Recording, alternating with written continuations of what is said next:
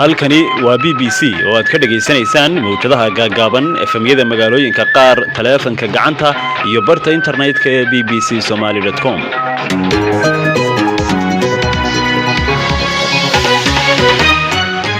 galab wanaagsan idil ahaantiinba meel kastoo aad nagala socotaan. waa maalin Isniin ah, bisha Abriil ay tahay 26 sanadku waa 2021. qorsheegtu waa 5 galabnimo oo gow ah. barnaamijkuna waa dunida maanta. wararkaanu maalinkan maanta idin haynana waxaa ugu mudan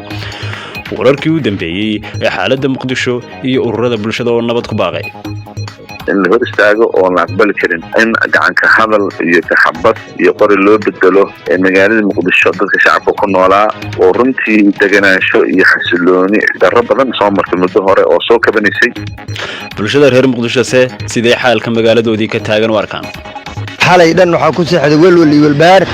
saakeen misdeen moota meel socoto misdeen hadda iska soo baxay shaqo dhan uu soo bixin ina meelaha fiiriya uu soo baxay markaa imaadana dhufeysyaal kala xirooy xaaladda aad ay u adag tahay wallahi waa ka xunnahay mana noo fiicno kamootoli ahaan. dawladda Djibouti oo iska fogeysay eedayn dhanka Soomaaliya uga timi. Kenya oo la sheegay inaanay xidhi doonin xiriyaha qaxoontiga ka kuma iyo dhadhaab. taliska military ee Chad oo sheegay inaanay diyaar u ahayn wadahadal ay la galaan mucaaradka. khasaaraha ka dhashay roobkii ka daay dowlad deegaanka Soomaalida ee Itoobiya iyo qodobo kale oo ku saabsan Soomaalida iyo caalamka ciyaarihiina ka mid yihiin. waa barnaamij uu soo saaray Maxamed Cabdiraxmaan anigoo Cabdiraxmaan Cali Dhimbiilahayna aan idin la socodsiinayo ee akhyaare galab wanaagsan.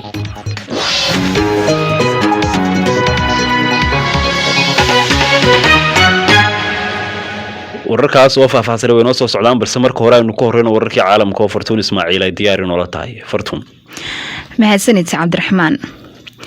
komishanka Yurub ayaa bilaabay tallaabo sharci ah oo ka dhan ah shirkadda dawada sameysay AstraZeneca taasi oo lagu eedeynayo inay jabisay heshiisyadii qandaraaska ee keenida tallaalka coronavirus. afhayeen u hadlay komishanka ayaa sheegay in shirkaddu ay awoodi kari weyday inay la timaado hab lagu kalsoonaan karo si loo hubiyo waqtiga ugu habboon ee dawooyinka la keenayo. waxa uu sheegay in tallaabada ay si buuxda u taageereen 27 xubnood oo ka mid ah midowga Yurub. AstraZeneca ayaa sheegtay inay ka xun tahay tallaabadaasi. xogaga daacad u ah mucaaradka Soomaaliya ayaa qabsanaya qaybo muhiim ah oo ka tirsan magaalada Muqdisho kadib dagaalkii xadii ay la galeen askar taageersan madaxweyne Maxamed Cabdullaahi Farmaajo. goobahaas ayaa la sheegayaa inuu ka mid yahay isgoys qiyaastii nus kiiloomitir u jira madaxtooyada Soomaaliya. dad rayid ah ayaa ka qaxaya goobaha ay rabshaduhu saameeyeen. qaar ka mid ah iskuulada iyo jaamacadaha ayaa la xiray. odayaasha qabaa'ilka ayaa isku dayaya in ay ka shaqeeyaan wadahadal nabadeed oo u dhaxeeya hogaamiyaasha mucaaradka ee ugu tunka weyn iyo madaxweyne Farmaajo oo muddaxileedkiisu ay 2 sano ugu kordhiyeen golaha shacabka Soomaaliya inkasta oo uu waqtigiisu dhamaaday bishii Febraayo. dacwad oogaha Moscow ayaa amar ku bixiyay in xafiisyada siyaasadeed ee hogaamiyaha mucaaradka Ruushka ee xiran Alexei Navalny ayaa ka joojiyaan howlahooda guud ahaan dalka. waxa uu sidoo kale maxkamadda ka codsaday in ay hakiso shaqada ay hayso hay-adda ka hortaga musuqa ee uu aasaasay Mr. Navalny. maxkamadda ku taala magaalada Moscow ayaa toddobaadkan go'aan ka gaaraysa in loo aqoonsado inay yihiin ururo waaxag jir ah iyo in kale. haddii ay sidaasi sameyso shaqaalaha u shaqeeya Mr. Navalny ayaa la kulmi karaa eedeymo dambiyadeed. kooxda Mr. Navalny ayaa waxay ku tilmaantay tallaabooyinkan inay yihiin isku day lagu burburinayo mucaaradka nabadeed ee Ruushka. ruushka ayaa eriyaya diblomaasi Talyaani ah taasi oo looga jawaabayo go'aankii bishii hore ee Rome ay ku ceyrisay 2 diblomaasi oo ruushka ay ku eedeysay basaasnimo. Moscow ayaa ku tilmaantay ficilada Talyaaniga mid aan saaxiibtinimo ahayn oo aan qiil lahayn iyadoona u yeertay safiirka Talyaaniga. Rome ayaa cambaaraysay argoosiga iyadoo ku tilmaantay mid cadaalad darro ah. waxay eriday u qaybsamayaasha ku sugan dalkeeda kadib markii booliisku ay sheegeen inay qabteen kabtan ka tirsan ciidamada badda ee Talyaaniga oo sirta u gudbiya sarkaal Ruush ah si uu lacag uga helo. Romania ayaa sidoo kale eriyeysa u qaybsamaha militariga ee Ruushka iyadoo ku eedeysay in ficiladiisu ay ka hor imaanayaan qodobada axdiga Vienna ee xiriirka diblomaasiyadeed.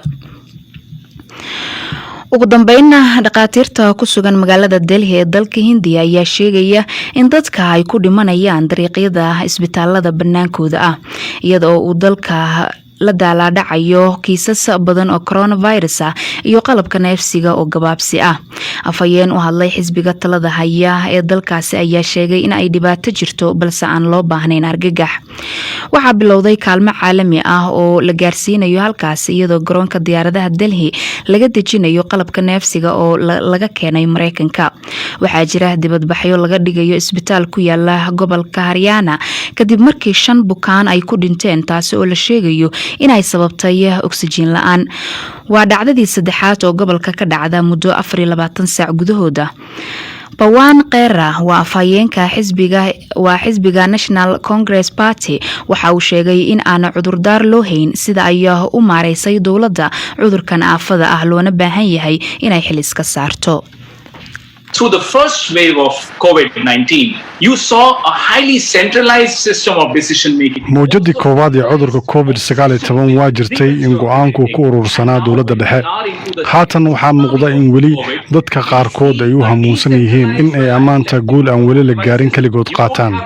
Haatanse waxaa caddaatay in eedii iyo mas'uuliyaddii wixii dhacay la qaato oo qof walba xukuumadihii gobolada lagu soo riixayo wax la aqbali karana ma aha taas. You've left the states to their own devices. Now that's unpardonable. codkaasi waxa uu dambeeyay wararkii caalamka ee la socodsiinaysay Fartuun Ismaaciil ee dhageystayaal u diyaar garoobay idaacadeena galabnimo oo faahfaahsan. aynu ku bilownay xaaladda magaalada Muqdisho ayaa degan inkastoo aagagii dagaaladu ka dhaceen lagu arkayo dhufaysyo ay ka qoteen ciidamada ka soo horjeeda dowladda federaalka ee sheegay inay diidan yihiin muddo kordhinta xilhaynta 2 sano ah ee loo sameeyay hay'adaha dowladda ee waqtigoodu dhamaaday. aagaga dhufaysyada laga qotay waxaa kamid ah xaafado ku yaal degmooyinka Hodan, Hawlwadaag iyo Cabdicasiis waxaana lagu arkayaa ragaadu hubaysan oo wata gaadiidka dagaalka.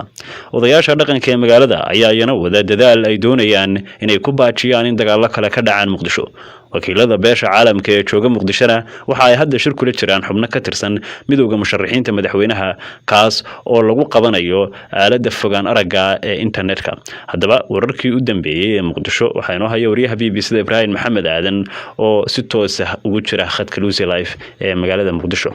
Ibrahim bal inoo waran maxaa u dambeeyay? cabdiraxmaan galinkii dambe iyo galinkii hore ee maantaba magaalada way deganeed kadib dagaaladii cuslaa ee shalay galinkii dambe ilaa xalay magaalada qaybaha kamid ah ku dhexmaray ciidamada ammaanka iyo ciidamo la sheegay in ay taageersan yihiin hogaamiyaasha mucaaradka kana soo horjeedaan muddo kordhinta golaha shacabka ee baarlamaanka federaalka uu sameeyay hay'adaha dowladda oo waqtigoodu u dhamaaday dhamaadkii sanadkii hore iyo bilowga sanadkan 2021 laakiin magaalada qaybo badan oo kamid ah waxaa lagu arkayaa dhufaysyo ay ka qodanayaan ciidamadaasi xaafado kala duwan. xaafadaha ay dhufaysyada ka sameysteen waxaa kamid ah goobihii xalay dagaaladu ay ka dhaceen iyo shalay gelinkii dambe waxaa kamid ah degmada Hodan agagaarka dalcadda Cabdiqaasim wadada ka baxda number 4 ee aada Tarabuunka. halkaas waxaa lagu arkayaa ciid wadada lagu gooyay. sidoo kale xaafadaha markaad u gudubtana ciid ayaa la dhigay waxaadna ku arkaysaa rag hubaysan oo hub culusita. degmada Hawlwadaag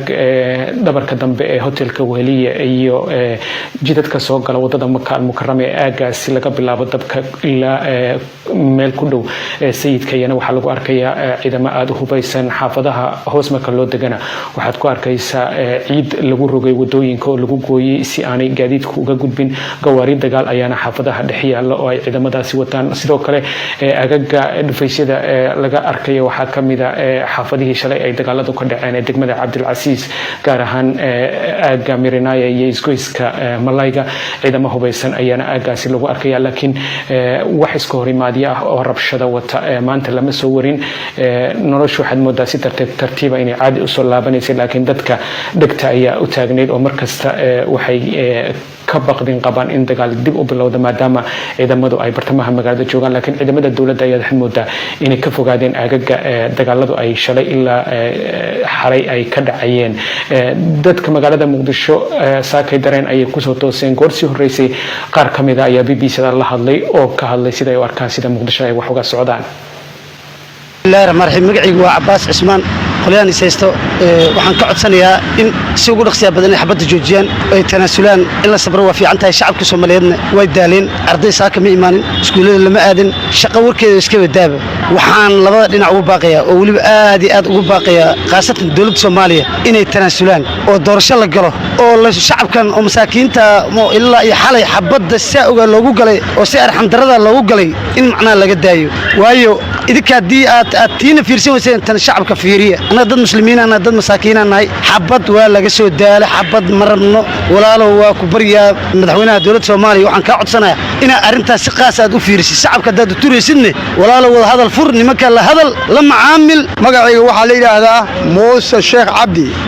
waxaan rabaa inaan ka hadlo dhibaatada maanta ka jirta dalkeena gaar ahaan goobihii xalay ay wax ka dhacayeen anoo goobjoog ahay oo goobjoognigu ka hadlayo waxaan rabaa markaas ummadda Soomaaliyeed inta wanaaga jecel iyo inta qaladka gashiba oo dagaal hadda waa dhibaato wiila ku dhinto wiil kuma dhasho dhiiga xalay daatay inta waa u baaqaya inta wanaaga jecel waa u baaqa wanaaga laga shaqeeyo inta qaldantina qaladkii ha laga soo noqdo ilaahayna loo noqdo mar labaad waxaan joogno waa bil Ramadaan oo bilii ilaahay lagu caabudaya ee cabsida ilaahay looga dhawaanaya lagu cibaadaysanayo masaajidada laga hadii alla ku rooyahay taraawix laga dukanayo taraawixda iyo dhiiga inay dhex socdaan oo aan dagaal iyo xabad iyo dadka ubada hadii alla ku rooyahay dadna ay ku baan dadna ay ku farxaan dadna ay ka naxaano intaba waa ka digaya wallahi aadeen oo saameysay shalay markii bilaabayso aniga waxa joogay isgoyska Sanco markii xabadda bilaabatay waa soo orday waa iska weeday xalay dhan waxa ku seexday walwal iyo walbaar saakane misdeen moota meel socoto misdeen hadda waa iska soo baxay shaqa dhan uu soo bixin ina meelaha fiiriya uu soo baxay marka imaadana dhufeysyaal kala xirooy xaaladda aad u adag tahay wallahi waa ka xunnahay mana noo fiicno ka mootoli ahaan anaga dagaal iyo qaxno ma fiicno maxaa yeelay tuuga imaas mootooyinkaana laga dhaca anaga ilmaha u shaqeysanaa haddana bil Ramadaan waaye dawladda iyo qoliyaha mucaaradka fikirkeyga waxa ku boorilahay inay dagaalka joojiyaan wax walba miiska wada hadalka isku imaadaan kuwaas waxay ka mid ahaayeen dhageystayaal ku sugan magaalada Muqdisho oo in la wadaagay bil aragtidooda sida ay u arkaan xaalka ka taagan magaaladoodii wali waxa khadka ku jira Ibrahim Maxamed Aadan wariyaha BBC da magaalada Muqdisho Ibrahim bal waxa jiray kulan u socday wakiilada beesha caalamka ee Muqdisho jooga iyo qaar kamid ah midowga musharaxiinta madaxweynaha u sharaxan booska madaxweynaha bal inooga waran kulankaas ma dhamaaday hadii soo dhamaaday maxaa ka soo baxay ilaa hadda oo aynu kala wixii kulankaas laga wada hadlay cabdiraxmaan kulankaasi wuu soo dhamaaday waxaana ka qayb galay xubno ka tirsan midowga murashaxiinta xilka madaxweynaha iyo wakiilada beesha caalamka waxaa la isku dhaafsaday aaraa ku saabsan wixii shalay ilaa xalay magaalada Muqdisho ka dhacayay sida lagu joojin karo dagaalka iyo xiisadda hadda ka taagan magaalada Muqdisho iyo sidii miiska wada hadalka loogu laaban lahaa aragtiyo iyo ra'yiyo kala duwan ayay isdhaafsadeen sida uu sheegay siyaasiga Cabdiraxmaan Cabdishakuur Warsame oo hogaamiyaha xisbiga wadajirka mid ah murashaxiinta xilka madaxweynaha doodaas ayaa dhex martay wakiilada beesha caalamka iyo xubnaha midowga murashaxiinta Cabdiraxmaan kaasi waxa uu ahaa wariyaha BBC da ee magaalada Muqdisho Ibrahim Maxamed Aadan oo inooga waramayay xogtii u dambeysay ee xaalka magaaladaas haatan ururada bulshada rayidka ee Soomaaliya ayaa dhankooda ku baaqay in la joojiyo dagaalada ka soo cusbanaaday magaalada Muqdisho shil 3 maalin uga socday halkaas ay ka soo saareen warmurtiyeed ay uga hadlayeen xaaladda siyaasadeed ee dalka Faisal Ahmed Warsame waxa uu kamid yahay hogaamiyaasha bulshada rayidka ee maanta baaqa soo saaray khadka taleefanka ayuu igu waramay waxa ugu muhiimsan oo ka soo baxay shirka maanta in aan la aqbali karin in la hor istaago oo la aqbali karin in gacanka hadal iyo ka xabad iyo qori loo bedelo magaalada Muqdisho dadka shacabka ku noolaa oo runtii deganaansho iyo xasilooni darro badan soo martay muddo hore oo soo kabanaysay maantana alxamdulillah dadku ay ganacsigooda noo soo wateen ayadoo ay ku hareeraysanayeen duruufo badan oo kamid ah cudurka COVID-19 dhaqaale xumo baahsan oo jirtay iyo duruufaha guud oo dalka ka jira Soomaaliyeed ay la wadaageen marka in macnaha maanta dadkii la qaxiyo ama lagu rido hub waaweyn iyo xabado iyo hub yarba oo amnigoodii ay ku waayaan sababta doorashada ku saabsan taas weeye baa soo baxay in la joojiyo iskorimaadka in maaragtay dhinacyadu wada hadlaan oo midkood hadalka lagu noqdo oo arrinta doorashada laga wada hadlo laguna xadiyo wada hadal iyo maaragtay ixtiraam iyo iyadoo la ilaalinayo shuruucda dalka iyo dastuurka marka aynu eegno arrintu way soo dhaaftay sidii hore oo imika muqdishoaba la isku horfadhiyayo aad moodaa in dhinacyo kala duwan oo ciidamaahi ay oo aragtiyaha kala duwan taabacsanay ay iskaga hor yimaadeen marka idinka waxaan hadal ahayn iyo baaq oo ficila oo aad haysaan ma jiraan waa ka bedelan yahay kulankii maanta la soo gabagabeeyey oo baaqiisa maqlaysid kan waxaa la socda in haddii la maqli waayo baaqyada bulshada rayidka oo badana qofka 90 wada jooga wada hadla maaragtay nabad ku dabaala wax walba maaragtay wada ogol ha noqoto haddii la waayo bulshada rayidka waxay qaadaysaa tallaabooyin cusub oo ay ka mid tahay in adeegyada ay hayaan oo dhan joojiyaan halka mudaharaadiyana suubiyaan banaanbaxyo suubiyaan banaanka usoo baxaan talooyin kala ku xigi doona stepka labaad insha Allah laakiin waxaan rajaynaynaa in la aqbalo taladeena hadda oo qof walbana uu dhadhamiyo soo taabta in miiska hadalka lagu soo noqdo arrin doorasho laga heshiiyo marka laga tago baaqyadan tirada badan ee aad soo saaraysaan dhinacyada isku haya xaaladaas ee ku kala aragtida duwan ma la hadasheen oo si gaar ah iyaga kulamo ma yeelateen qaybo ka mid ah bulshada rayidka ayaa la kulmi doonta dhinacyada dhan wayna socotaa hadda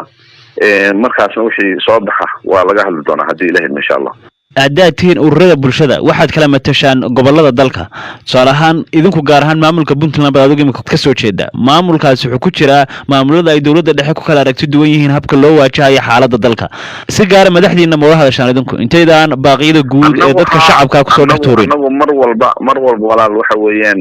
ama Puntland waxa jooga qofka maaragtay bulshada rayidka ama jooga Jubbaland ama jooga South West ama Koonfur Galbeed ama Banaadir anagu dhamaantay waxa way fikirkaygu miiska hal ku noqda ha kala tegina wada hadla keeshiya duruufta maanta dadkeena ku hareeraysan yahay u damqada dadka masaakiinta dhibaataysan ee Soomaaliyeed maaragtay sabab in waxa anagu ujeedkaygu waa intaas anagu dhinacyada dhan ma taageersanin ujeedkaygu waa in shuruucda iyo nidaamka dalka in la dhowro in deganaanshaha dalka iyo maaragtay nidaamka processka ku socdo wadankan oo qorsheedka ahaa horumarkan keenay iyo deganaanshaha iyo iswada ogolkan oo ku socdo laakiin anagu marna ma taageerin dhinacyada hadda iskhilaafana waxaan leenahay mar walba ku noqda madaxweynaha Puntland waxa weeye shirka u dambeeyay hadda oo tashiga ahaa oo la tashay bulshada mar walba anagu ra'yigeenu waa wada hadalka in lagu noqdo dastuurka la ilaaliyo kaasi waxa uu ahaa Faysal Axmed Warsame xiriiriyaha dalada ururada bulshada rayidka ee Soomaaliya oo goor dhaweyd igu waramayay khadka taleefanka haatanna haddaba dagaalada xalay ilaa shalay galab ka socday waxaa ka dhashay khasaare soo gaaray dadka shacabka iyo dhinacyada dagaalamayayba gaadiidka gurmadka degdega ah ee Amiin Ambulance ayaa sheegay in laga xidhay wadooyinka ay ku gaari lahaayeen dadka dhaawaca Dr. Cabdiqaadir Cabdiraxmaan Sheekh Aadan waa madaxa Amiin Ambulance waxa uu iga waramay khadka taleefanka ee Muqdisho bal xaalka ay kala kulmeen dhacdooyinkii isxigxigay ee shalay ka dhacay magaalada Muqdisho gaadiidka horta waxa weeye wadada uu mari kari waayey oo markii dhibaato dhacday istaan Madiina anagoo joogna ayaa dhibaato dhacday dad ayaa jiray na soo wacay marka aynu marayna soobe ama aan dhaafnay dhinaca CID ku dhownahay wadada waa la xiray wadadaas la mari kareenin marka dad lagu wada garabka oo dad soo qaadeen ayaana ku keenay meeshaas oo number 4 ku dhaacmay marka dadkaas ayaan isbitaalada geynay marka runtii waxay wax aad iyo aad u dhib badan yani gaadiidkii gurmadka degdega oo loo jeedin oo ambulance yahay u socdo qof dhaawac inuu u gargaaro doonaya in yani uu mari kari waayo wadada oo lagu ixtiraami waayo waa arrin yani uguba ma ahan laakiin waxaan isleeyahay waa laga soo kabsaday dad wax badan bay bateen baan lahayn marka bal dhaawaca aad sheegteen la idin keenay iyo inta kale aad u gurmateen tira ahaan intee gaarsiisan yihiin dadkii runtii lagu keenay meesha oo dadka qaraabadooda ay soo qaadeen waxay ahayn dad tira 3 qof ay ahaayeen oo shacab ah laakiin waxa jira dad kale oo xaafadaha naga soo dhex wacayo dhahay xaafad Hebelan jooga ama meel Hebelan jooga in noo iman karaysa marka dadyaal noocaas oo ka gaabinana way jirtay oo wadada xiran awgeed aynu kaga gaabinay kuwaasi waa dhankii dadka shacabka labadii dhinac ee ku kala duwanaa xalay ee meesha iskaga hor yimi iyaga dhinacooda wax dhaawacay dhimashada idinka soo gaadhay ma jirtaa maya waxaan u maleeyahay in ay dabcan ku tala galeen oo ambulance-tooda iyo dhakhtarkooda iyo wuxuu inay wataan ayaa laga yaabaa laakiin dadka aan diyaar garoobin aan waxba u diyaarsanayn waa shacabka weeye marka cidda aad sheegayso in wadada idinku hor istaageen oo meel ay u martaan weydeen waa iyo ciddaas runtii dad waxay labisan tootaysan ama dharka booliiska watay ama dharka militariga watay intaba yani inagu garan mayno dad qofku meesha u shaqeeyo laakiin waxaan u fahamsanayn dad u shaqeeya dawladda ciidankeeda ka tirsan markii aad tidhaahdeen ambulance baanu nahay oo anagu barnaamijkan iyo waxa meesha ka socda qayb kama nihiin gurmad baanu nahay maxay idinkaga falceliyeen ma wada xidhiidhana ma la hadasheen runtii horta maba kuu ogolaanayaan 100 mitir inaad usoo dhaaftid ama ka badan maba kuu ogolaanaya maxaad la hadashaa qofka haddaa wada hadashaan waxunbaad isu sheegi lahaydeen 100 mitir ama 150 mitir ka soke maba usoo dhaafi karaysidba bal markaad eegtaan cisbitaalada aad wada shaqaysaan iyo guud ahaanba bal xaalka magaalada inteeba is oran kartaan markaad qiimeysaan intay imkaada ku tihiin dhibtii xalay waxba kusoo gaadheen sala qaar dad waa la geeyay laakiin qaabka lagu keenay cidda keentay wax kala waay inaga marka waxaanu ka hadlaynaa ka aamin ahaan wixii aynu qaadnay ama aynu ka shaqeynay aniga in muddo ayaan ka shaqeynay waqti emergency ka shaqeynay muddo 15 sano ah ma jiro cisbitaal u diyaarsan inuu qaado 20 qof ama 30 qof oo dhaawac oo emergency cisbitaal u diyaarsan ma jiro cisbitaalku moogtahay yani ku talagal baa jira isbitaaladu uma wada diyaarsan emergency waxaa laga yaabaa 2 sariirood ama 1 qol oo emergency ugu talagalay laakiin markii waxyaalaha noocaan ay dhacaan dhibaatada noocaan ay dhacdo dad badan ayaa soo dhaawacmay waxba lagama baran qarixii 14 October dadkii isbitaalada waa qaadi waayeen guryaha la geeyay yani dadkii geed hoostiisa lagu daaweeyay waxba lagama baran infrastructure caafimaadka gaar ahaan qaybaha emergency wax lagu kordhiyay male gaadiid gurmado ama ambulaansooyin badan oo la diyaarshay male shaqaale badan oo loo tababaro mala qalab badan oo loo diyaarshay ma jiro marka runtii waxay u baahan tahay in wixii dhacayna wax laga barto waxa soo socdana wax loo diyaarsado marka bal idinka ka aamin ahaan xaalkii waad ogtihiin xalay dhibaatadaas dhacday waxa suuragal ah in markasta ay dhibaato noocan soo noqon karto siba maalmaha soo socdo xaaladani ay ka sii dari karto maxaa idin qorshaa waxaan qortaa ku talinayaa dagaalka in la joojiyo oo dagaalku uusan noqonin wax koowaad waa in laga horeeyaa haddii marka dagaal dhacana waxaan ka codsanaynaa labada dhinac ee haysta ama saddex dhinac ha ahaadaan cidii rabto is haysta inay ixtiraamaan gaadiidka gurmadka degdega ambulaansooyinka qof gooni uma shaqeeyaan qoys goonina uma shaqeeyaan qof kasta oo u baahan gargaar degdega ayaynu u shaqeynaa weliba si yani shuruud la-aan ayaan ugu shaqeynaa innaga waxaa muhiim ah ama bini'aadamku yani qiimo ku leeyahay nolosha يعني أنا وحنا نبي سقف إنه نقدنت مركب وحنا أنا باقي إنه يهي إن لا احترامه أريج عاصماتك قفل بحق أولي إنه هذا kaasi waxa uu ahaa Dr. Cabdiqaadir Cabdiraxmaan Sheekh Aadan madaxa gaadiidka gurmadka ee lagu magacaabo Amiin Ambulance oo igu warramayay khadka taleefanka ee magaalada Muqdisho bal haatan haddii aynu eegno waxa ay ka yiraahdeen qodobkaas ama qodobada aynu idaacada ku haynay xaalka Muqdisho ka taagan dhageystayaasheena ku kala sugan ee daafaha caalamka sidoo kalena inagala xiriira barta Facebook dhageyst lagu magacaabo Yaxye Sarcade oo jooga gobolka Galgaduud waxa uu leeyahay xaaladda Muqdisho ee maanta degan kadib rabshado shalay iyo xalay ka runtii waan bogaadinayaa waxaan ugu baaqayaa odayaasha dhaqanka ganacsatada dhalinyarada iyo dhammaan qaybaha kala duwan ee bulshadu inay ka qayb qaataan xasiloonida magaalada waad mahadsantihiin buu yiri dhageystahaasi dhageysta kale Awil Siciid Maxamed oo jooga Bacaadin waxa uu leeyahay waan soo dhaweynayaa dawladda Djibouti ee iska fogeysay eedaha uga imanaya dhanka Soomaaliya waa ay Soomaaliya lama hayo wax cad oo ay ku dhaliilayso buu yiri dawladda Djibouti waa warbixin iyo inoo soo socota buu dhageystahaas ka sii aragti dhiibtay dhageysta kale Xamdi Muuse Saalax la dhaho oo baran joogta waxay tiri runtii aad baan uga xumahay in ciidan dawladda ka tirsanay ay ka dhex dagaalamaan dadka shacabka ee Soomaan waxaana haboon madaxda dawladda iyo kuwa mucaaradku inay ciidanka kala qaadaan meeshana ka saaraan ciidanka iska soo horjeeda ee kala tafaaruqsan shacabku waxay u baahan yihiin beetii nabad waarta oo ay ku afuraan kuna Soomaan waqtigan Soomaaliya uma baahna dagaal sokeeye ay dhageystahaasina u qabaa intaas aynu kaga tagaynaa aragtida dhageystayaasha wali halkaad nagala socotaan waa BBC BBC waxaad ka heli kartaa wararkii ugu dambeeyay ee Soomaaliya iyo caalamka oo dhan maalin walba haatan aynu aadno dhanka iyo Djibouti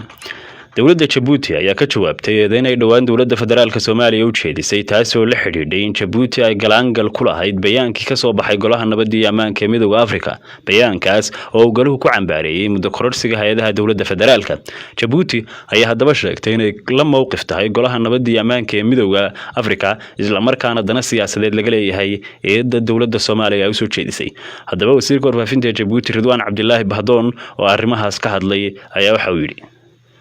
Djibouti est profondément préoccupé par le contenu des déclarations du ministre de la Communication de Somalie. Djibouti waxay aad uga walaacsan tahay hadallada ka soo yeeray wasiirka warfaafinta Soomaaliya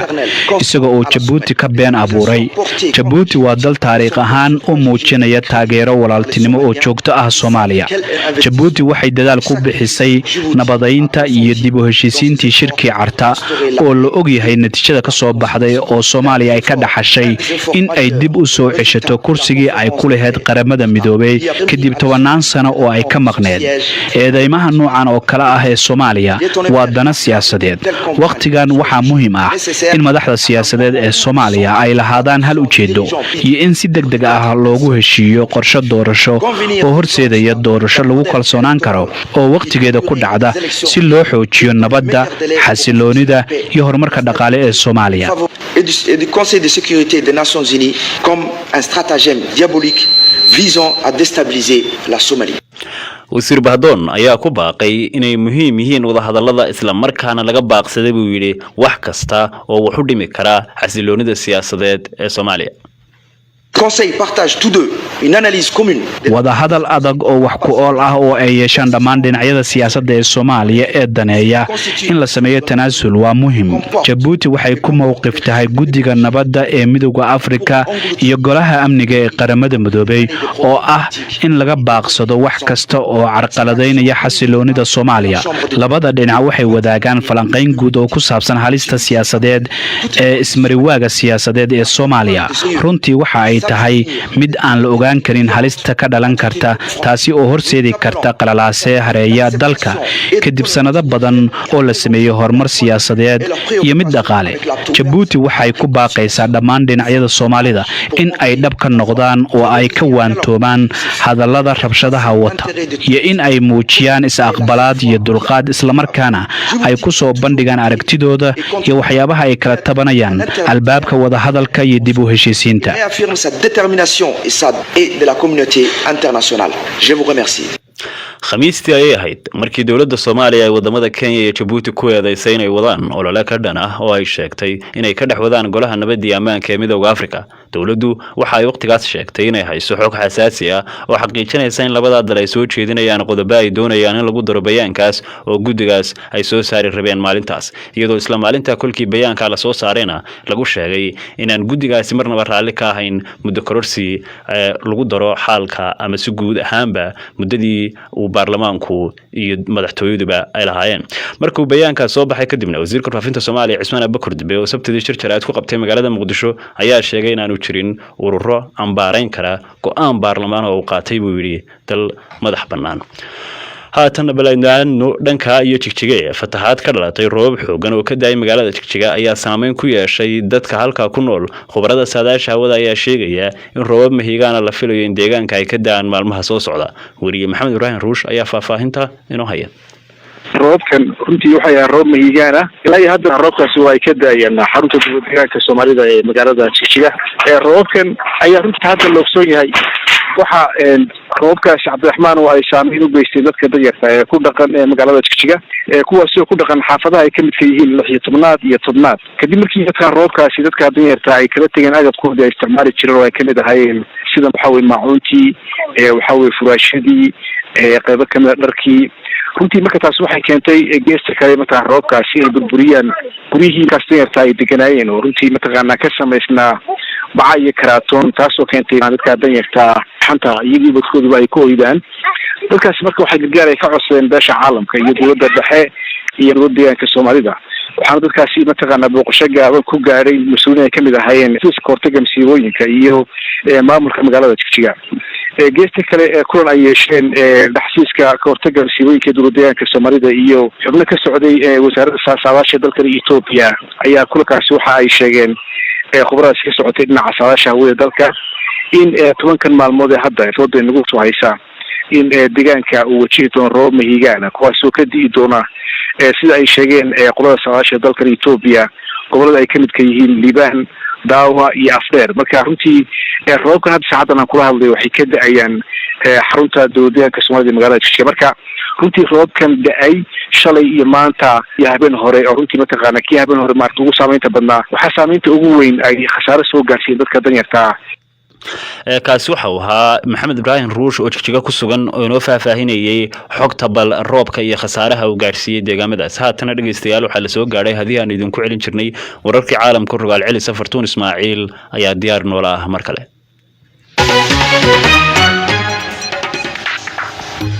komishanka Yurub ayaa bilaabay tallaabo sharci ah oo ka dhan ah shirkadda dawada sameysay ee AstraZeneca taasi oo lagu eedeynayo inay jabisay heshiisyadii qandaraaska ee keenida tallaalka coronavirus. Afhayeen u hadlay komishanka ayaa sheegay in shirkaddu ay awoodi kari weyday inay la timaado hab lagu kalsoonaan karo si loo hubiyo waqtiga ugu habboon ee dawooyinka la keenayo.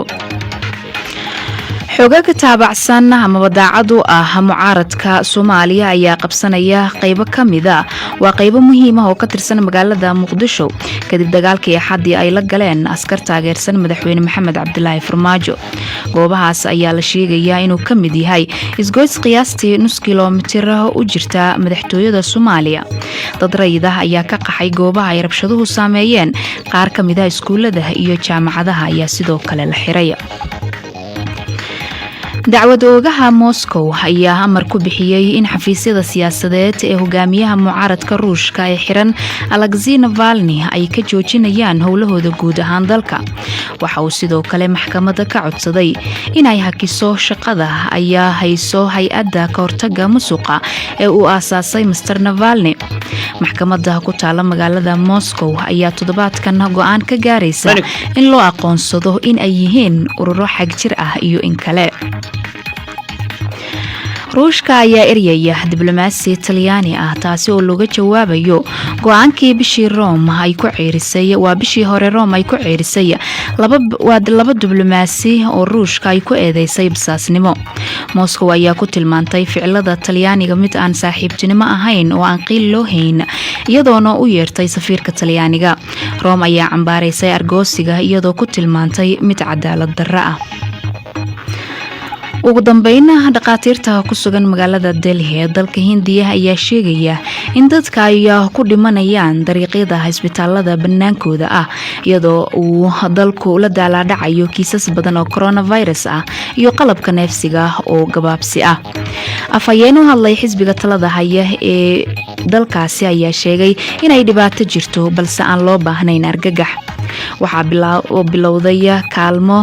caalami ah oo la gaarsiinayo halkaasi iyadoo garoonka diyaaradaha Delhi laga dejinayo qalabka neefsiga oo laga keenayo Mareykanka.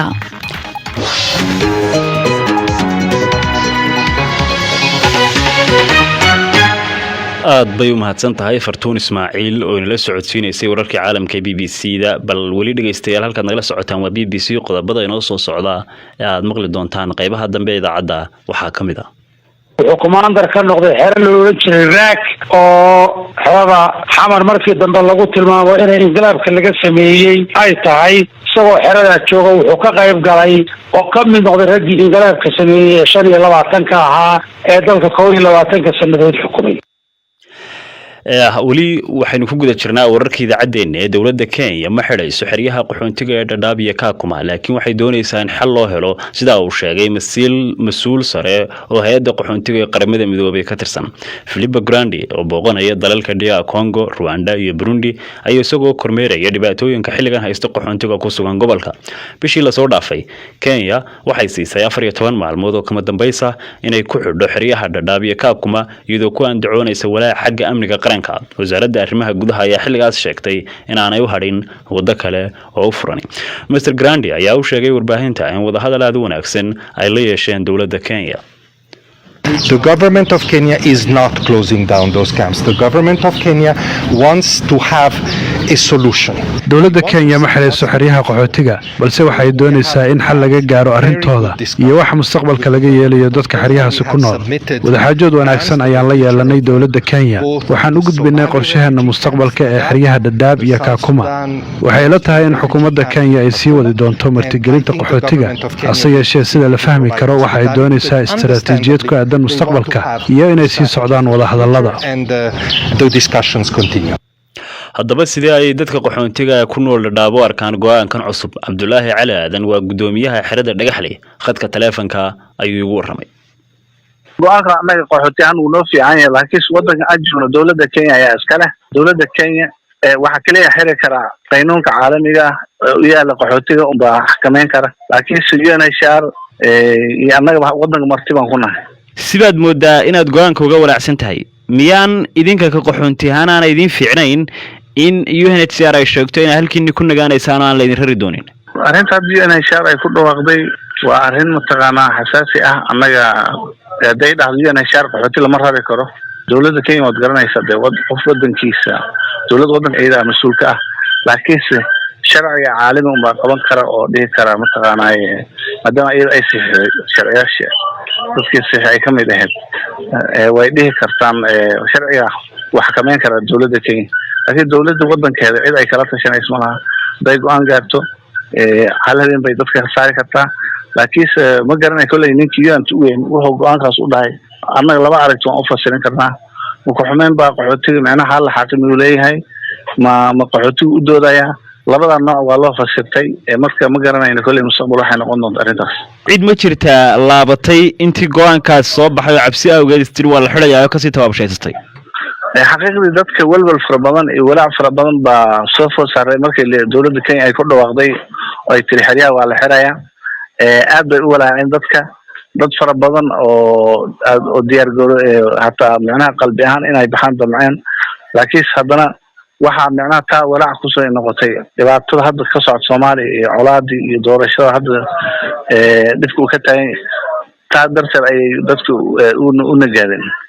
idinka dadkiina meesha ku sugan qorshayaal kale ma leedihiin mise waxaad rabtaan inaad halka ku nagaataan oo sida weligiin u joogtaan xaqiiqdii annaga wax qorshoon hayna ma laha halkan qaxooti waqti badan baan joognay 30 sano wax ku dhow baan joognay haddii mataqaan annaga go'aan aan gaari karno waqti dheer baan ka guuri lahayn ama meel kale aan ka aadi lahayn hadafkaana ugu weyn waxa weeye in mataqaana meeshaan nolol ka fiican aan helno ama hadduu ilaahay wadanka noo hagaajiyo wadankana aan dib u laabano si ayadana waa la laayahay weli wadanka waa arkaysaa inuu qasan yahay laakiin waxaan rajaynaynaa insha Allah mustaqbalka inuu wadanka naga hagaajiyo haddii uu wadanka uu noo hagaajiyo wadanka aan ku laabanaynaa hadduu wadanka hagaajiyo waa in waxa qaabkii mataqaana qaxootiga oo u bixinaan ama wadanka Kenya istaxqaal noo sameyn lahaa ama wadan saddexaad aan u gudbilaan ayuu inta badan qaxootiga uu ku taamaya idinku haddaad tihiin guddidii xiriyaha qaxoontiyada halka ka dhisan marka go'aamadan oo kale Kenya soo saarayso badanaa ma idin la soo wadaagayo ma idin la soo xiriiraan xaqiiqdii waayadii hore markii arrimo noocan kale ay dhacaan waan u imaan jirnay UNHCR wayna la wadaagi jirtay dowladda Kenya saasoo kale wayna la wadaagi jirtay waayadan dambe laakiin maadaama corona uu bilowday wax dhaqaaqay malaha UNHCR qaxootiga hadda way iska joogto ma shaqeyso wax soo baxo oo dadka bulshada wax u sheega ama u shaqeey ma jiraan marka kuma noolsoon corona ayaa jira dadka lusuma keeni kara shaqo ma socoto waxba ma jiraan dadka raashinka yar uma meesha ka qaataan wax kale oo shaqada meesha ka jirto malaha idinka ka gudihaan dawladda ma la xiriidhaano marba xaaladiina iyo arrimahan marba soo cusbanaanaya ma kala hadashaan iyo walaacyadiina iyo dhankaas dawladda qaybta u hulsaaray qaxootiga saas waan kala hadalnay arrintaas waxay noo sheegeen in mataqaanaa dawladda madaxda sare ay jawaab ay ka sugayaan go'aamada UNHCR ay qortay qoraal ay samaysay ayaa jawaab laga sugaya dawladda kore ayaan waxay dhaheen jawaab aan ka sugayna hadda weli wax go'aan oo aan hayna ma lahayna kaasi waxa uu ahaa Cabdullaahi Cali Aadan gudoomiyaha xerada Dhagaxley oo goorsi horeysay ii warramayay allaha u naxariistay waxa magaalada Hargeysa maanta ku geeriyooday General Maxamed Cali Shire oo kamid ahaa xubnihii golaha sare ee kacaanka 21 Oktoobar 1969 la wareegay xukunka Soomaaliya jananka ayaa magac ku dhexlaha Soomaalida dhexdeeda isagoo dhanka kalena ka soo qayb qaatay nabadeyntii beelaha wadadaga Somaliland wasiirka warfaafinta ee Somaliland Salebaan Yuusuf Cali Koore oo si weyn u yaqaan marxuumka ehelna ay haayeen ayaa iga warramay taariikhdiisa General Maxamed Cali Shire wuxuu ku dhashay deegaanka degmada Taleex wuxuuna wax ku bartay dugsigiisii hoose wuxuu ka galay magaalada Laascaanood dugsiga dhexe iyo sarena wuxuu ku qaatay magaalada Sheekh wuxuuna ka soo jeeday qoys ganacsato aabihii Cali Shire wuxuu ahaa ragga ugu caansan xagga ganacsiga bariga ilaa magaalada Berbera oo waqtiyada runtii ganacsiga deegaankaasi uu xoog badan ku lahaa ilaa haddana ay weli guryo badan ku leeyihiin marka General Maxamed Cali Shire wuxuu ka soo jeeday reer baadiyaha iyo ganacsiga iyo waxbarashada intaba isugu jiray taasi waa noloshiisii shakhsinimo bal dhanka militarigu kamid ahaa golihii sare ee kacaanka bal tiisa maxaad ka taqaanaa maxaa saynu kala soconnaa inta aan ka ogahay uu ii sheegay aan ka waraystay Ismaaciil Cali Abakor oo ay saaxiib isku dhow ahaayeen wuxuu ii sheegay inay 57 dadkii u baxay jaamacadda ingiriiska ka mid ahaa jaamacad lagu magacaabo St Helens oo ay militariga ama jaamacadaha lagu dhaarto ee militariga ay dalka Yurub siiba ingiriisku ka soo baxo halkaana ay ku jireen muddo 3 sanadooda isaga iyo Israa'iil cali boqorna isku mar ahaayeen oo Israa'iil markii dambena soo wada noqdeen 61kii ay yimaadeen iyagoo saraakiil ka tirsan ciidanka dabeedna uu jaranjarada ciidanka halkaa kala qabsaday wuxuu ka soo qabtay ciidanka xoogga dalka Soomaaliyeed jagooyin badan oo aan ka xusuusto kullay inuu taliyo urur ka soo noqday beledweyn Baydhabo markii dambe ugu dambeysayna uu xamar joogay oo uu joogay commander ka noqday xero loo oran jiray raak oo xooga xamar markii dambe lagu tilmaamo inay inqilaabka laga sameeyay ay tahay isagoo xerada jooga wuxuu ka qayb galay oo ka mid noqday raggii inqilaabka sameeyay 25 ahaa ee dalka 22 sanadood xukumay marka burburkii kadib golaha badankiisu waxna waa dhinteen waxna siyaasadii bay dib ugu noqdeen bal isagu ka shakhsi ahaan halku ku dambeeyay Maxamed Cali Shire wixii ka dambeeyay burburkii dawladii markii xorriyadda jamhuuriyadda Soomaaliland dib u soo noqotay wuxuu nabadayn ka bilaabay gobolada bariga siiba gobolka Sanaag sida daraadeed Maxamed Cali Shire wuxuu awood u saaray gobolka in lagu heshiiyo markii gobolka lagu heshiiyayna wuxuu u soo wareegay dhanka kale Soomaaliland wuxuuna ka qayb galay oo wax ka asaasay oo wax ka dhisay dawladii dhidibada u taagtay jamhuuriyadda Soomaaliland ee Boorama lagu soo dhisay ee uu hogaamiyaha loo doortay Maxamed Xaaji Ibrahim Cigaal kabacdi dawladda markii la dhisay Maxamed Cali Shire oo Hargeysa la keenay oo waliba dawladda aad iyo aad gudaheeda si nabad uga shaqeeyay marka wixii inta ka dambeeyay markii dawladda Maxamed Xaaji Ibrahim Cigaal lagu soo dhisay Boorame waxaa la soo dirsay xanuuno ay ugu mudan tahay inuu wadnaha ka xanuunsaday oo loo geeyay Hindiya oo lagu qalay markii dambana waxa uu u baxay dhanka iyo North America ama wadanka Mareykanka ayuu muddo deganaa haddana 4 sanadood ugu dambeeyay Hargeysa ayuu deganaa odayaasha iyo waxgaradka iyo dadka la xiiseeyo in taariikhda loo doonto ayuu ka mid ahaa mar kasta waxaa lagu xusuustaa inuu ahaa nin nabada xitaa kacaankii raggii waqtiga hore ay kala hadheen buu ahaa oo isagoo sababo xagga nabadda iyo unitiga Soomaaliyeed dareemaya ayuu uga hadhay aad iyo aad buu runtii caan ugu ahaa xagga nabadda iyo wada noolaanshaha dadkaba kaasi waxa uu ahaa wasiirka warfaafinta Soomaaliland Salebaan Yuusuf Cali Koore oo inooga warramayay Allaha u naxariistay General Maxamed Cali Shire oo ku geeriyooday magaalada Hargeysa wali dhageystayaal halka nagala socotaan waa BBC xilli bariga Afrika ay saacadu tahay 5:42 daqiiqo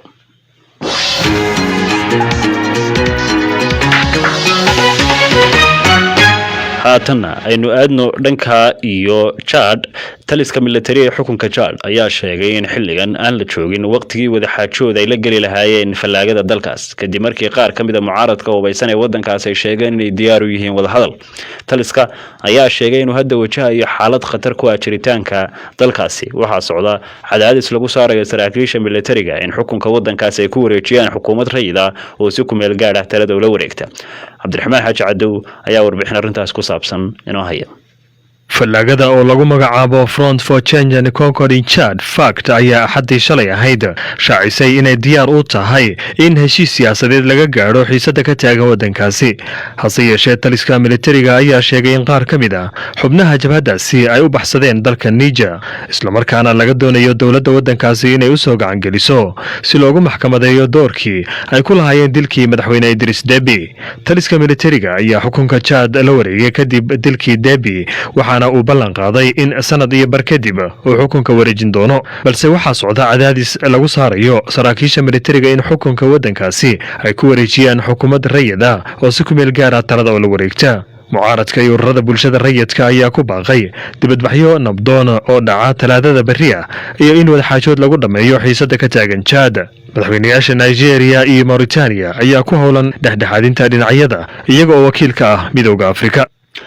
kaas waxa uu ahaa Cabdiraxmaan Xaaji Cadow oo warbixintaasi inala socodsiinayay. Weli dhegaystayaal halkaad nagala socotaan waa BBC. Bal haatanna haddii aynu dhuganno dhanka iyo barnaamijkii maalinlaha ahaa ee ciyaaraha oo aad dhegaysataan maalin kastoo Isniina hadahan oo kale waxaa soo jeedinaya Ciise Xaji Cabdulle, waxaanad ka heli doontaan wararkii ugu dambeeyay ee ciyaaraha caalamka hadday tahay horyaalka Ingiriiska iyo hadday tahay kuwa Soomaalidaba.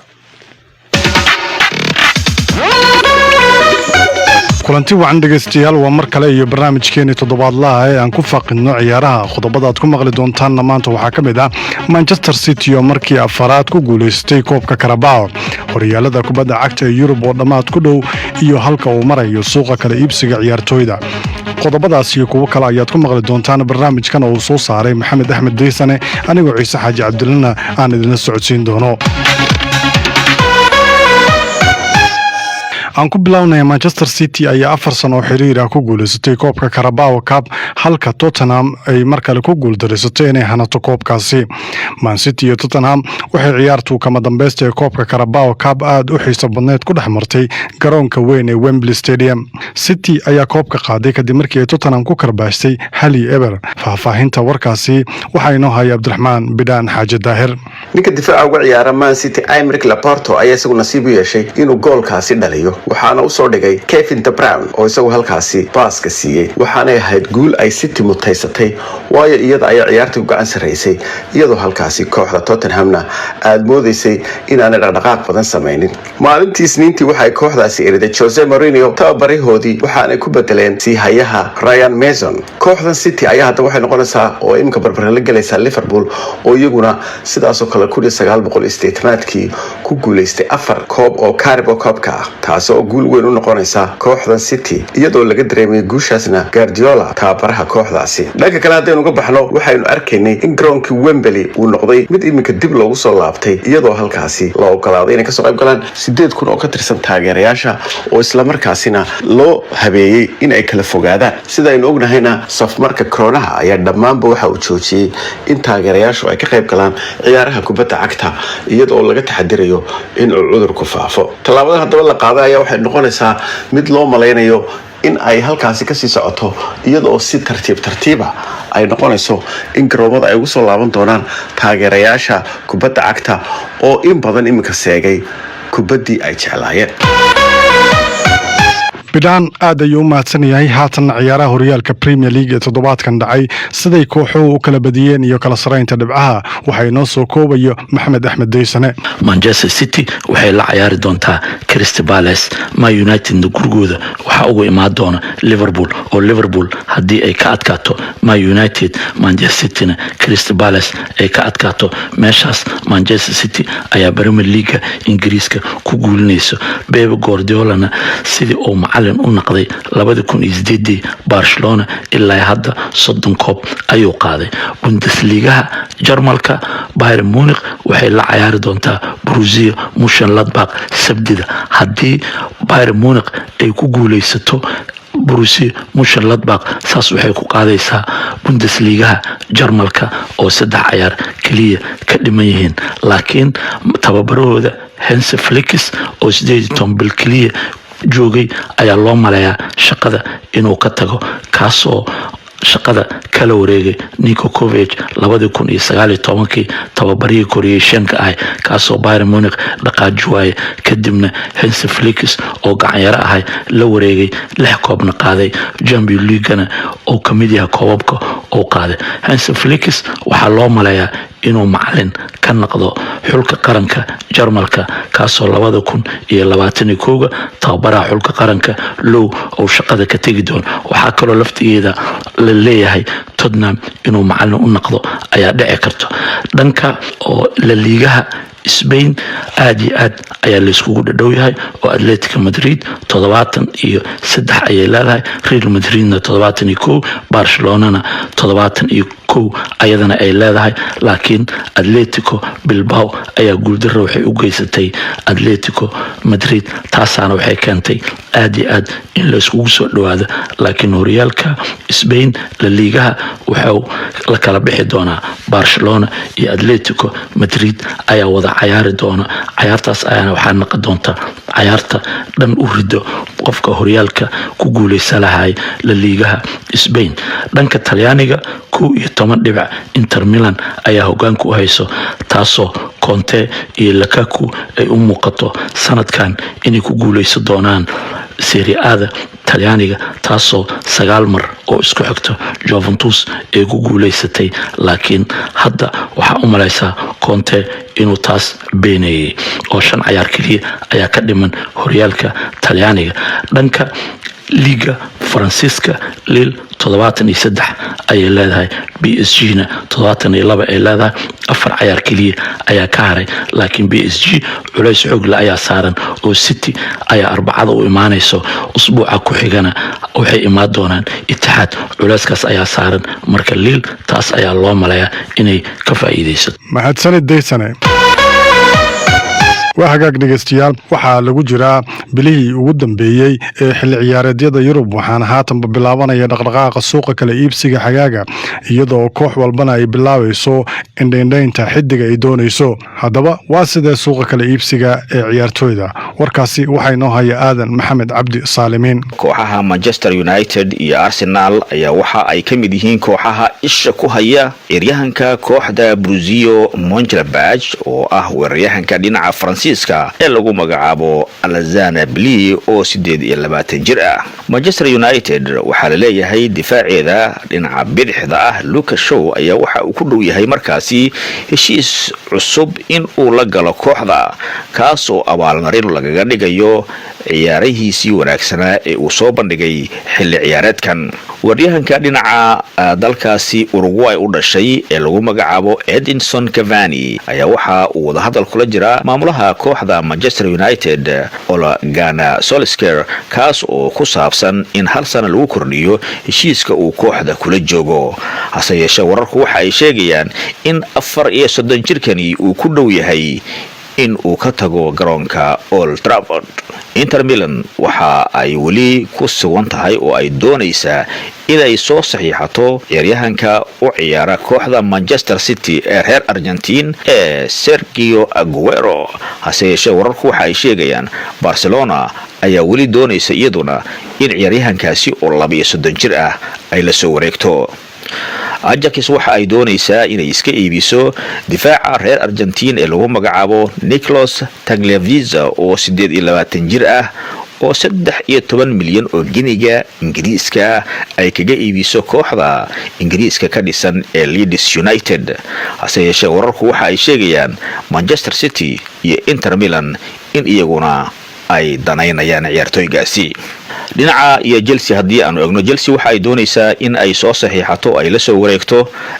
xilli ciyaareedka samarkan ciyaartooyga u ciyaara Borussia Dortmund oo u dhashay wadankaasi Norway oo lagu magacaabo Erling Braut Haaland oo 20 jir ah. ama sidoo kale waxa ay xiisaynaysaa in ay Inter Milan ay kala soo wareegto weeraryahanka reer Belgium ee Romelu Lukaku oo 27 jir ah. Arsenal iyo West Ham ayaa waxa ay dareynayaan labaduba in xilli ciyaareedkan ay la soo wareegaan ciyaartooyga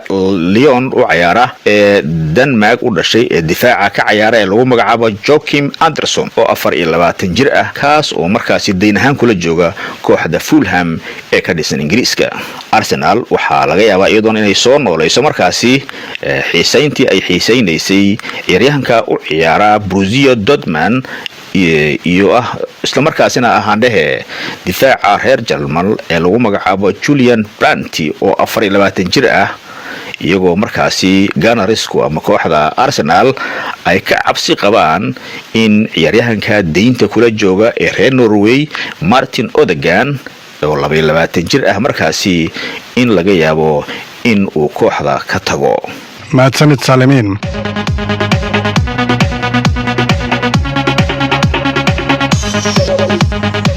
haatana dhegeystayaal aynu fiirino horyaalka Yurub ee Champions League oo isugu soo hareen 4 kooxood waa Real Madrid iyo Chelsea oo wada ciyaari doona Talaadada halka PSG iyo Manchester City ay wada dheeri doonaan maalinka Arbacada waa kan Deysane oo mar kale faahfaahinayo Real Madrid oo gurigooda ugu imaanayso Chelsea taasoo Real Madrid laga rabo inay gool gaarto sida Liverpool oo kale ay saddexda ka dhalisay gool intaas la eg inay ka dhaliyaan laakiin ma u maleynayay Chelsea sida Liverpool oo kale in goolal badan laga dhali karo sababtoo Tuchel wuxuu ku xisaabtamayaa inuu difaacada galo oo meeshaasna weer celin oo uga qaado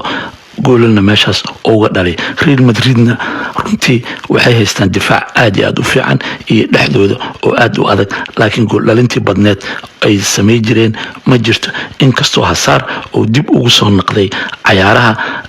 Karim Benzema oo dhaliyo fiican yahay Vinicius Juniorna oo yahay ciyaartoy aad iyo aad u fiican way dhici kartaa inay goolal ka dhaliyaan laakiin Real Madrid waxa lagu eedeeyay waxay tahay gool dhalintii badneed ma jirto Chelsea-na macalinkan cusub Tuchel waxa u maleysaa in hadda uu rabo inuu difaac galo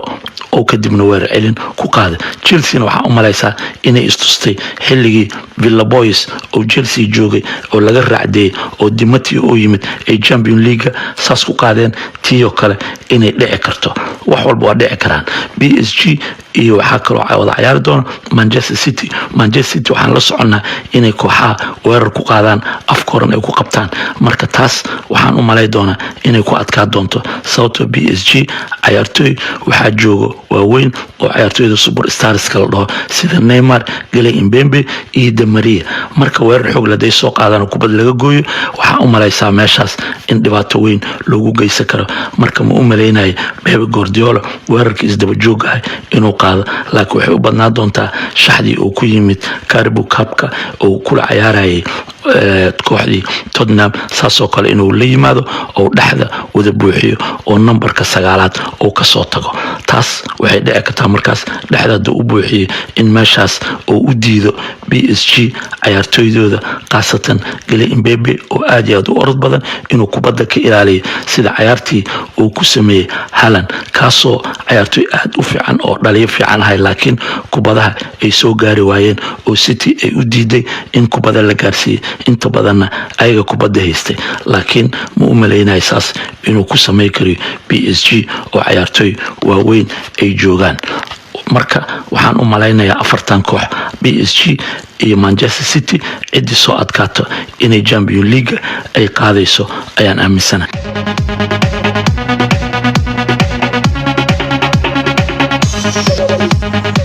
ciyaartoyda kale Philip Foden oo u safta kooxda Man City iyo Jadon Sancho oo ciyaara kooxda Borussia Dortmund laba jid oo kala duwan ayay qaadeen si ay riyadooda ugu dhaweeyaan waxayna wax ku soo wada barteen hal dugsi waa kan Cismaan Cabdi Xasan oo ka waramaya taariikhdooda waa fursad in la isbarbar dhigo Phil Foden iyo Jadon Sancho oo hore uga wada tirsanaa City weeraryahankan Dortmund Sancho dhaawac muruqa ah iyo ciyaaraha kaga maqnaa muddo bil ah balse rajada in Foden iyo Sancho ay ciyaar ku wada kulmaan iyagoo laba dhinac markii ugu horeysay waxay ahaan lahayd mid xiiso leh oo laga fahmo sidii ay rajadoodu ahayd labada ciyaartoy oo hal dugsi wax ku soo wada bartay waxa ay qaateen dariiqyo kala duwan Foden wuxuu la joogay naadigiisa oo ma bixin halka Sancho iska tagay dhamaadkii xilli ciyaareedkii 2017 gudoomiyaha City Khaldun Al-Mubarak amaan ayuu kala duldhacay Foden iyo Sancho isaga oo saadaaliyay in labaduba noqon doonaan xulka ugu horeeya ee Guardiola labaduba waxa loo arkayay iftiinkii dhismaha akademiyada ilaa ay hadda inta badan horyaalka Ingiriiska ka hinaasaan taas oo gaarsiisay City in sanadkaas xulkooda daada yar gaaraan finalka FA-ga bal eeg Sancho iyo Foden waa ciyaartoy karti leh ayuu yiri Khaldun isagoo intaas raaciyay haddii aad maanta Pep Guardiola weydiiso wuxuu ku sheegayaa in ay noqon doonaan xulka ugu horeeya Manchester City Sancho iyo Foden waxa ay hadda ka wada tirsan yihiin qaranka Ingiriiska waxayna ciyaareen in ka badan 100 kulan oo waaweyn balse Sancho marna City uma safan bishii hore ayuu Guardiola sheegay in uusan ka shalaynin in Sancho uu ka tagay oo uu aaday Dortmund August 2017 waan doonaynay inuu nala joogo balse isaga go'aansaday inuu baxo ayuu yiri Guardiola markii hore wuxuu sheegay in uu la galay Sancho heshiis 30,000 ah toddobaadkii bilihii ugu horeeyay 2017 taasi waxa ay ku dhawaad 2 sano ka horeysay inta uu uusan Foden saxiixin heshiis la qiimo ah. Kadib toddobaadyo waxay Sancho iyo la taliyaashiisa bilaabeen inay ka shakiyaan hadalka Guardiola ee ah inuu dhalinyaro soo saarayo. Wuu diiday inuu saxiixo heshiiska, taasina waxay keentay go'aanka Guardiola ee ahaa inuusan u qaadan safarkii Mareykanka. Sancho kadib wuxuu bilaabay inuusan imaan tababarkii City, kadibna naadiga waxay sheegeen inay iibinayaan oo ay ka iibinayaan naadi aan horyaalka Ingiriiska ka tirsanayn. Intii ay howshaas socotay, Foden City ayuu iska joogay maadaama uu magaalada u dhashay, balse Sancho wuxuu ka soo jeeday London, meel kalena ma rajaynin inuu aado. Muddo kooban go'aanka Sancho wuxuu u muuqday mid qaldamay. Markii hore waxay u ekayd in Sancho qaldamay oo Foden saxsanaa, kadibna dhinaca kale ayay isu rogtay, balse hadda labaduba waxay ka faa'iideysanayaan go'aanadii kala duwanaa oo ay kala qaateen.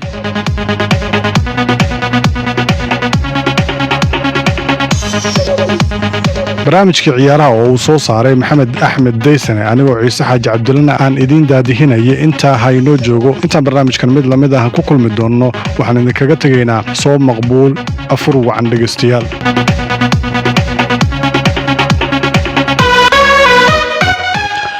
aad buu mahadsan yahay Ciise Xaaji Cabdulle. dhegeystayaal guud ahaanba waxaynu intaas ku soo afmeerinaa idaacadeennii galabnimo oo aan idinla socodsiinayay anigoo ah Cabdiraxmaan Cali Dhimbiil, soo saarana uu ka ahaa Maxamed Cabdiraxmaan Sheekh. tan iyo intaanu dib u kulmayno waxaanu dhammaanteen idinkaga tegaynaa Ramadaan wanaagsan iyo afur wanaagsan.